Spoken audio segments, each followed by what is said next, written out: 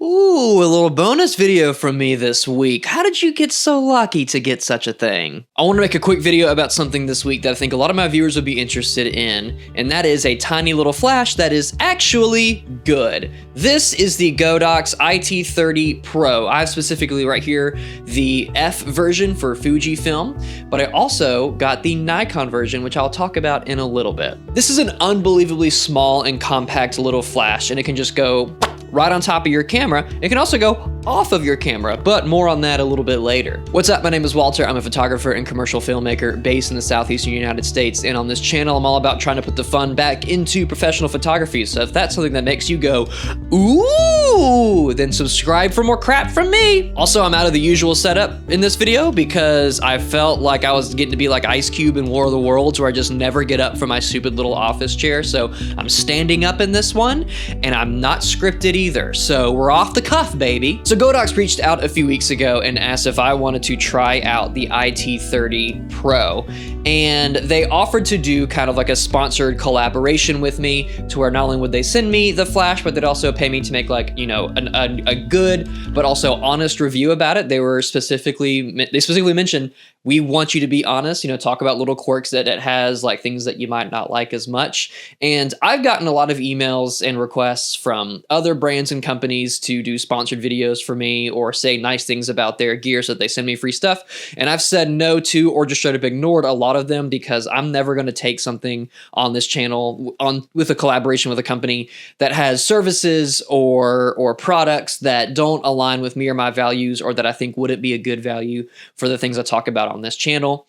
This is not the case for Godox, because as a disclaimer, I own and have owned many Godox flashes over the years across now 3 different camera systems, and I've been a huge fan of Godox products for a while. And so because of all of that, and because I knew this little flash would be good, I said yes to this one. So this video is sponsored by Godox. So shout out to Godox. And I hope that you still watch the rest of this video, even though this is a sponsored one. I'm still going to be honest and tell you about the things that I like and don't like. And in fact, I loved this little Fujifilm version they sent me so much that I ordered the Nikon version for my ZF, something that I spent my own money on. So the Fujifilm one that they sent is the sponsored one. They did not sponsor this one. I spent my own money on this one because I loved it so much, and I wanted a dedicated version for my Nikon ZF. I'm also filming this video on my Nikon ZF. What? I usually film all my videos on one of my Sony cameras, and I've never really done video at all on my ZF, but I figured this might be like a fun time to try. I'm also shooting it with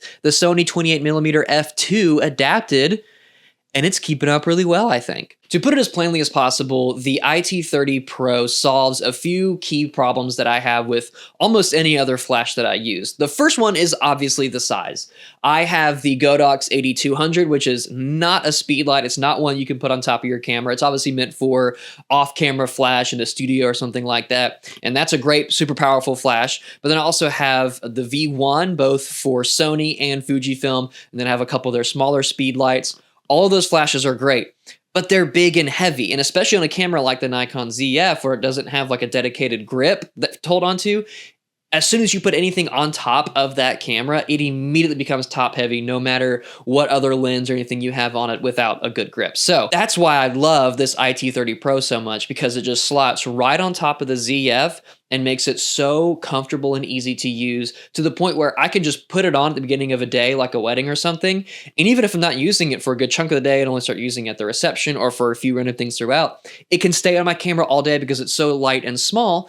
I don't have to worry about it. I don't feel it in my hands. I also love that it's rechargeable by USB-C. That solves the problem of me having to carry a bunch of AA batteries everywhere. Worst case scenario, you can like get a portable battery bank and plug it into the flash and use it while it's charging on top of the camera. That might be a little cumbersome, but sometimes you got to do what you got to do, and it's really nice that this flash allows you to do such a thing. But all that being said, the battery life on the IT30 Pro is already really good anyway. I was able to use it for pretty much this entire reception at this wedding that I'm going to talk about in a little bit, and I like the little battery thing, the little bar, like the icon on screen, it didn't even go down one. So take that as you will. I didn't use it like heavily throughout the day, so, you know, your mileage may vary, but I feel like if you shoot like I do, if you use a flash like I do, I don't think you're going to worry about battery life during the day. And again, if you do, just plug in that portable battery bank and keep on firing, baby. It's also got TTL, which means through the lens. It's like the auto setting for flashes. And I value this a lot in any flash I use because I'm very documentary style when I'm shooting weddings. My subjects are constantly moving forward and backward from where I'm shooting. And so it is really, really, really nice for me to have a good and reliable TTL flash that I can just let it decide what power it needs to do. And if it ever like goes, you know, too hot or too, you know, not hot, I'm shooting raw, and it's really easy to just pull that down or up depending on if it misses a little bit. But that being said, it didn't really miss that much power wise. It did a really good job of exposing properly for how close or far my subjects were while I was shooting. You also have this little dial on the side for like a wide beam or a narrow beam. And this is one of the first little quirks I will call out because in my opinion, I didn't see too much of a difference really between shooting on wide or narrow on this. I typically like to shoot narrow. I like more of that spotlight effect when I'm doing that direct flash look as I'm shooting weddings. And so I kept it on N, and every now and then I'd switch it to W just to see. And again, I'm not really being able to tell much of a difference. That's my first little quirk, is that it's nice that it's there, but I'm not really seeing it do, you know, too much different between the two. I also really like the UI on this thing. It is really easy to press the button and you can either slide the wheel to unlock it or you can just slide it on the screen.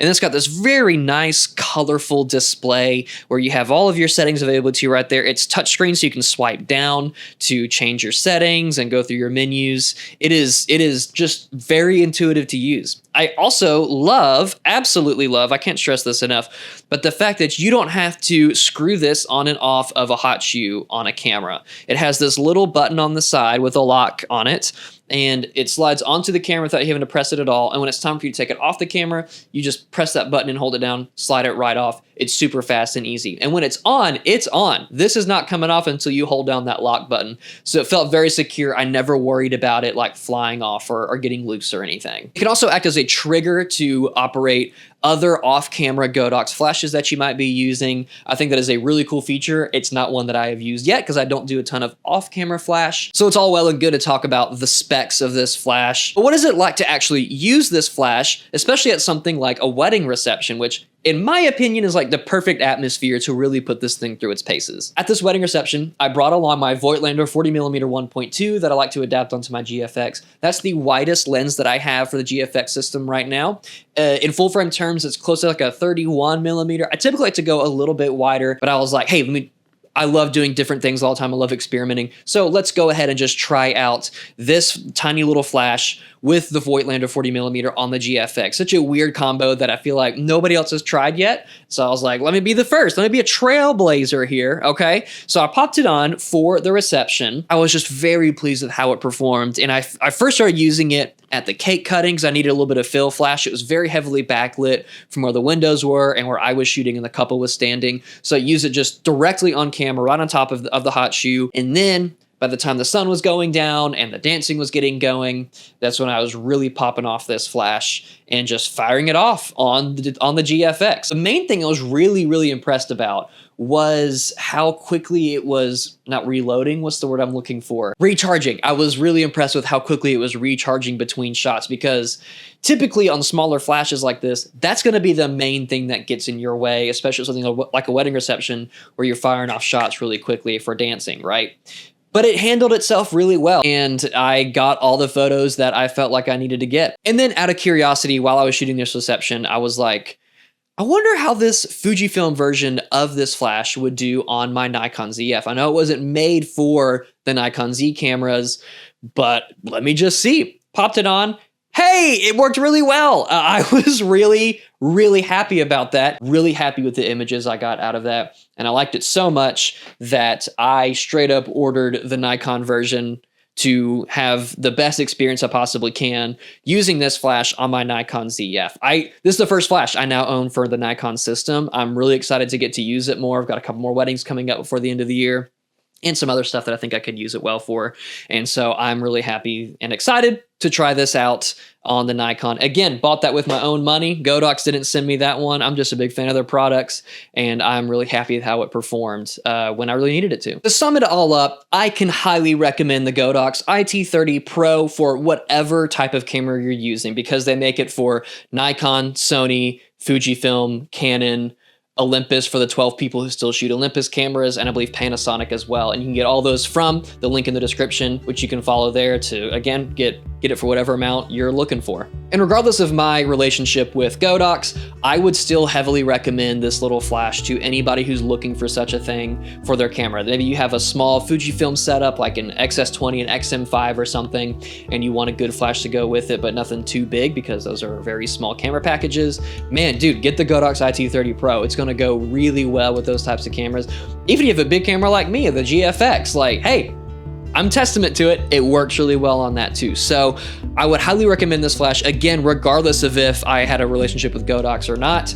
And I hope that by seeing how I bought one myself for a different system that they didn't even send me, that is enough of a recommendation for you to at least consider it. So shout out to Godox for making a really great product. And thank you again to Godox for sponsoring this video and for sending out this lens. It's thanks to relationships with good companies like them that I'm able to make these videos for you. Anyway, I hope you enjoyed this little bonus video this week.